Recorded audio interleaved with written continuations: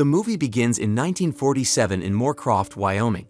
A dog named Paul scratches the door, trying to escape the house, where a little girl then comes and lets him out. As Paul trots across the property, he begins to sense something, so he looks up and hears a low humming sound. A soft orange glow reflects in his eyes. The little girl is stunned and speechless as she draws near while looking at something in the distance. In the present day, two British best friends, Graham Willie and Clive Gollings, came to America to attend the annual Comic-Con convention in San Diego, California. Men, women, kids, and Comic-Con attendees in costumes are pouring all over the event. Graham and Clive make their way to join the line of people waiting to meet the author, Adam Shadowchild. Clive shows him the comic novel he's working on, and he compliments the cover art that Graham, his illustrator, made. After a long day, Graham and Clive return to their hotel room with bags of goods from the convention. They point out that going to America is their dream come true, as they have dreamt of going since they were kids. They tell the waiter who brought the room service that they will be driving through America's most famous UFO hotspots after the Comic-Con. Area 51 and the Black Mailbox in Nevada, then down to Camp Verde, then to Apache Junction, and then to Roswell, New Mexico, for the site of the famous crash of 1947. The following morning, Graham and Clive are waiting for their transport. Then, a large RV pulls up, and the two drive off on their road trip, enjoying different tourist spots. At one stop in Arizona, Graham and Clive visit the Little LE Inn and have a fun time as the bartender, Pat, entertains their questions about the extraterrestrial. The two are impressed with the UFO and alien paraphernalia surrounding the bar. Then, Clive goes to the toilet while Graham is left alone. At that moment, two hunters enter the place and Graham becomes visibly uneasy. Clive tells Graham as he returns, full of excitement about a soap dispenser shaped like an alien's head in the mammalian toilet. The two men begin to sneer at Clive and Graham as geeks and assume they might be gay. Sensing the tension, Pat signals for them to leave, so Clive and Graham hurriedly leave the bar. As they leave, Clive reverses and accidentally crashes the RV into the men's truck, leaving a big dent. Later that day, they are at the Black Mailbox and they joke about getting abducted by aliens. After taking photos, the two see headlights speeding from a distance, so they quickly scramble for the RV, thinking it must be the two men in their truck from earlier in the bar. Eventually, the vehicle catches up, and they realize it's just a car, and the two rejoice in relief. As the vehicle passes the RV, it suddenly flips over. It tumbles several times, bouncing across the road and sliding to a smoking stop off the highway. The RV pulls up to the crashed vehicle. Graham and Clive approach the smoking car but find nobody there. Confused, Graham decides to dial for help, but before he can do so, a male voice arises behind them. While the friends are still confused, the figure stands and steps into the light. Standing in front of them, dressed only in cargo shorts and flip-flops, is an alien. As the alien tells the two to put the phone down, Clive faints backward and wets himself. The alien tries to calm the hysterical Graham down and explains that he wouldn't hurt anyone. He only needs help, telling him that the government is after him. In a hurry, the alien introduces himself to Paul. The alien wants to get Clive into the RV, and he'll explain everything. Once he's inside, the RV starts and drives off. Graham, clearly in shock, starts asking questions to Paul, who tells him to drive north. Back on the site of the crashed car, a man in a suit gets out of a black car. He touches a wet patch on the ground with his fingers, licks it, and quickly spits it out. He is a shady government agent called Zoyle. He then informs his mysterious female superior, the lady from whom Paul was escaping, over the radio that he's closing in on Paul. The woman then orders Zoyle to handle Paul personally and recommends using two rookies as a backup. A few hours later, Clive comes to his senses, slowly opens his eyes, and sees Paul eating pistachios. He suddenly grabs the alien by the neck and speaks in Klingon language while Graham tries to convince him that he's friendly. Clive only stops when Graham attempts to explain about Paul and what happened. Paul now has a chance to tell the two that he comes from a small planet in the northern spiral arm of the Andromeda Galaxy. Yet Clive believes the alien isn't real and tries to slap Paul in the face again. Clive only releases Paul when they look out of the RV to see the flashing lights of a roadblock. Graham slows down the RV, only to realize that Paul has vanished. Outside the RV, an agent named Haggard questions Graham and Clive while another agent, O'Reilly, checks inside the RV after finding nothing suspicious except for some pissy jeans. The agents decide to let go of the friends. As the two board the RV and speed up, a completely naked Paul suddenly materializes out from thin air in front of them. The two agents' attention draws to the sound of screeching tires. They see the RV in the distance swerve across the road before righting itself and continuing on its way. Paul explains that he can go invisible while holding his breath.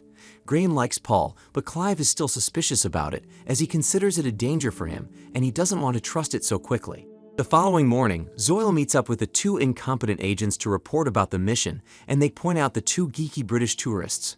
Zoyle loses his cool and orders them to follow the RV and the two British tourists without revealing the true nature of their target. Back to the friends, they stop by a gas station and get food. Clive and Graham enter the store and try to look as casual as they can when they see a police officer pull up to the cashier register. After hurriedly picking up their food, they immediately drive off in the RV. Suddenly, something strikes their windshield. Everyone jumps and Graham brings the RV to a halt. On the road lies a now dead blackbird. Paul then picks up the bird in his hands and revives it. Clive and Graham are amazed as they see the bird is healed and well. A second later, Paul stuffs the bird in his mouth with a horrible crunch, disgusting the two. They continue their journey while Paul enjoys the tourist spots they pass by. Graham sketches Paul and asks him if he can also revive a human. Paul says yes, but has never tried it on any human as it can kill him. He doesn't want to take any risk. At this moment, Zoyle and his men interrogate the gas station's police officer and its cashier. After that, Zoyle returns to his vehicle and recounts what happened to his superior. She gives Zoyle the command to bring the alien back as soon as possible, under any circumstances, no matter what. At dusk, the RV pulls up to spend a night at an RV park. They meet with the park's owner, Ruth, who wears glasses, but one of the eyeglasses is blacked out, indicating that one of her eyes is blind. After checking them in, she opens the gate to allow the RV to drive through. Graham crushes on the woman and watches her intently as they pass. Ruth returns to her RV, only to get shouted at by her abusive and controlling father, Moses. Later that night, Clive, Graham, and Paul have a fun barbecuing together. He reveals that he has been on Earth for 60 years. Since the government captured him, Paul had been helping them with all of their scientific and social goals.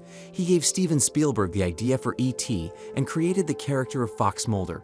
He recalled when he first landed on Earth for a science mission, but suddenly his ship went offline, and Paul crashed in the middle of a field in Wyoming. There was a little girl called Tara who helped Paul out of the wreck, and then a bunch of army guys came along, bringing him away.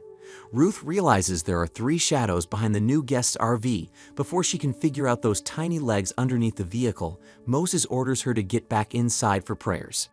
The following day, Ruth decided to check on the RV for the unseen guest last night. Paul reveals himself and Ruth collapses on the floor. Worrying that Ruth will mess up Paul's identity as she wakes up, the 3 think it's better to bring her along and find a way to explain later. However, they need their passports back. Just then, Paul goes invisible. In Moses' RV, the door opens seemingly by itself. Paul materializes in the kitchen and starts looking around for Clive's passport. Moses then comes face to face with Paul. He bursts out of the RV while Moses is in pursuit and is loading a shotgun. Paul reaches Graham as their RV speeds up. While escaping, they accidentally drop Paul's sketch there. Ruth's father picks it up and calls the police. In the RV, Ruth slowly gains consciousness. In a panic, she still can't believe seeing Paul and continues to call him a demon. While Graham convinces her that Paul is friendly, she prays furiously. Paul then shatters Ruth's faith by sharing his knowledge and experience of the universe via a telepathic link by touching her forehead, and she passes out. At the same time, Graham requests for him to do the same to him. Meanwhile, Zoyle and his men talk with Moses, who claims a demon abducted Ruth. After giving all the information about Ruth and the 2 British guys, Zoyle leaves with the agents. Still, Haggard questions him about the details of their search. Moses, however, decides to find Ruth and kill the demon by himself with the shotgun and leaves after them. Back to the friends, Paul decides to heal Ruth's eye, as she has been blind in it since the age of 4, as thanks to her for saving them. Amazed by the result, Ruth trusts Paul and his friends, but she also suddenly becomes eager to sin, which her father had raised her to fear doing. She also tells them that she wants to call her dad so he won't call the police. At night, the group decides to stop by a busy bar for food while Ruth makes a payphone call to her father at the back. However, Agent Zoyle is the one that picks up the phone. He warns that Ruth is in danger and the police need her and her friends to turn themselves in. Unbeknownst to her, Haggard is working on a laptop nearby while O'Reilly listens in. Ruth panics and slams down the phone. She realizes what she may have done and rushes back toward the bar to her friends. The 2 hunters from earlier are also at the bar and try to hit on Ruth, but she denies them while they insist. With her newfound confidence, she punches the 2 on their penises. She reaches her friends, but the 2 hunters follow her, who recognize them, and they start a fight in the bar. She also sees her dad, who's shocked to see her healed eye, but he gets knocked out because of the fighting around them. The three friends run to the RV while the two hunters chase behind them. The RV door opens, revealing Paul to them, and they both faint. The RV roars to life again as soon as they hear sirens coming. They reverse into the hunter's truck again, leave, and go to the RV park to hide.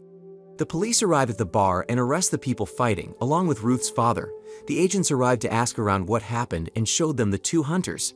But the two are too spooked to talk, so Zoyle leaves. But Haggard shows them Paul's sketch, which he got at Ruth's place.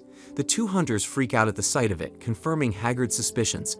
At night, the group makes a campfire and sits together. Paul explains to them why the government is chasing him down. He discovered that he had outlived his usefulness as a receptacle of knowledge.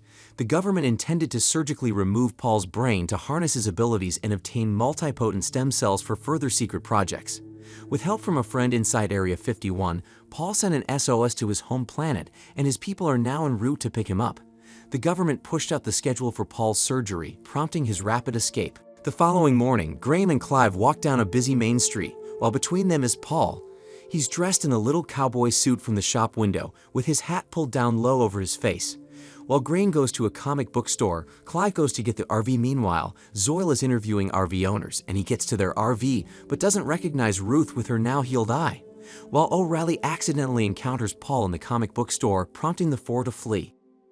Zoyle draws a gun on Haggard and O'Reilly after they tell him what they saw, and he tells them to return to the headquarters before he goes after the RV on his own. However, the two FBI agents continue to follow Zoyle on the same path despite his orders to the contrary. Meanwhile, Zoyle and his men keep tracing down the group. Moses also drives by himself to find and save his daughter.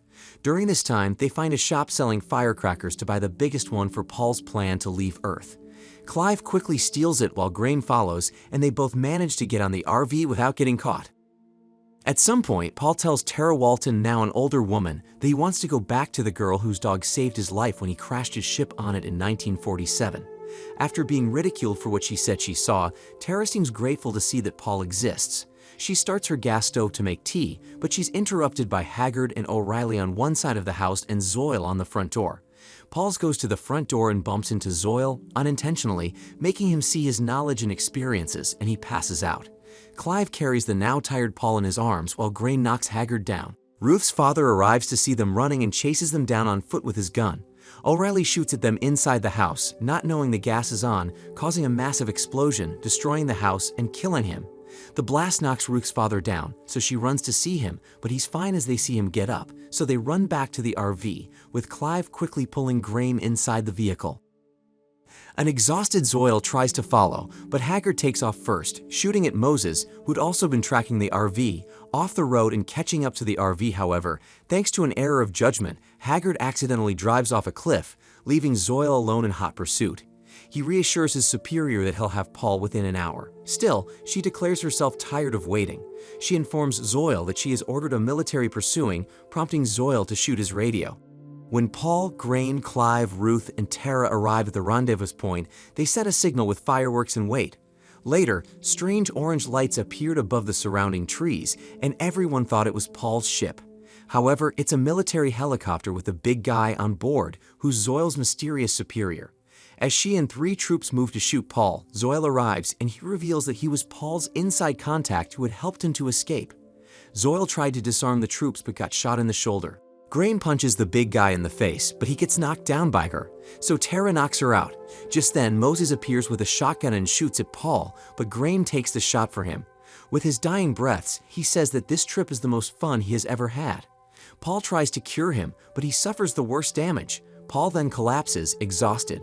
The other characters stand around his lifeless body, sprawled in the grass for a while. Then, coughing, Paul props himself up, having healed himself. Paul then stands up, having cured himself. Ruth and Graham kiss in rejoicing in relief. The big guy regains consciousness and points her gun at them, but is immediately crushed by the arriving alien ship. Paul bids farewell to his friends, hoping to meet them again one day. He starts to depart and informs Tara that she's going with him to live a better life. Paul says his last goodbye to his friends before vanishing into the galaxy. The movie ends 2 years later, when Graham and Clive are seen again at a comic convention, this time advertising their new mega-hit comic book, Paul. At the same time, Ruth shows up dressed in an alien costume.